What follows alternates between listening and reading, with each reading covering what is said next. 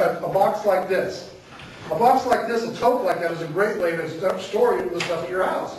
This is not something you're going to put in your car and test if you have to walk home from work. But if you're at home and you're going to need stuff, you're going to have to put it in something like that. But if you leave your home, how are you going to carry that for any length of time? So do you have a cart or something that you can put it on and carry with you? So these are the kinds of things you need to consider.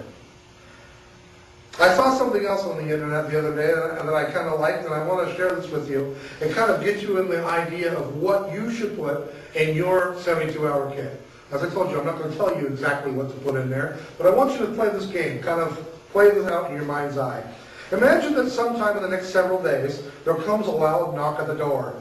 An officer says an evacuation is necessary, and you have 3 minutes by his watch to leave the house. The reason he gives is convincing, and the problem is regional. He also reports the water lines have been contaminated, and you must not drink from the faucet. The electricity is off, and the phones are down. There are no utilities within the area. There won't be any utilities in your area for at least a week. You may remove things from your car, but you may not take it. You must go more than a mile on foot with children, if you have them. Then you will go by bus to the next town over. Because of crowding and confusion at the makeshift bus terminal, you and your spouse are hustled by the National Guard into separate buses. Everyone around you is frightened and insecure. Halfway to their destination, the buses stop because a bridge is out. They let everyone out and go back for more people. By the time you get there, 28,000 civilians have been left milling around in the dark on the edge of a ravine, waiting for someone to do something. The scene is noisy and chaotic. No one had a plan for this, and some individuals are starting to behave badly.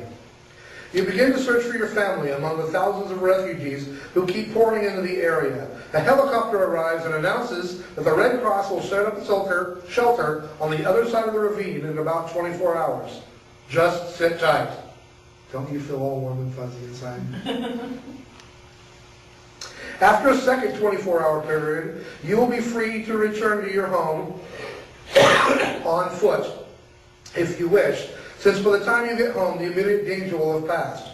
But there will be no rides. Any water you find along the way will be bacteriologically unsafe to drink, and don't count on finding any unrealistic sources of water. Now ask yourself questions like these. What do I need to do to prepare for this kind of challenge? What will I drink? How will I sleep? How will my sweetheart and I find each other in a crowd in a strange place? Remember 9/11? There were two great preoccupations. One, getting away. And two, finding loved ones. Play this game often. Change the scenario from time to time, varying the season, weather conditions, and the time of day. Build into it the types of difficulties you consider your region, and make subject changes. Adjust it to be challenging to you, but not overwhelming. Then use these imagined experiences to guide you through the construction of your own 72-hour kit. Or, what I like to do, try this. Every time there's an emergency on TV, imagine that this will be happening to you. Will your kit get you through? Your kit, your 72-hour kit, might not be a kit that you have to leave at all. It might be something that you just have there in your home to prepare for the eventuality of not having goods or services for 72 hours. Now, is any of you, after watching Katrina, convinced that somebody will come and help you in 72 hours? No? No takers? Like I tell most people, it's not because they don't want to, it's because they can't. There's just not enough of them to take care of all of us. The reality is probably more like 4 days. 5 days, maybe even longer. So, what do you put in your kit to take care of yourselves for that period of time? The answer is up to you. It's as individual as your needs, special or otherwise, your circumstances, special or otherwise. Do you work from home? Do you travel long distances? Are you going to be able to take a car? Do you take public transportation to and from your place of work? Will that public transportation be able to be used in a disaster situation? If I have something that I make at home, like this, do I have a wheeled cart to carry with me? Will I be able to push that cart? How far will it go before my children say, no more, we're staying here? Have you practiced this with your children? Have you practiced this with your spouse?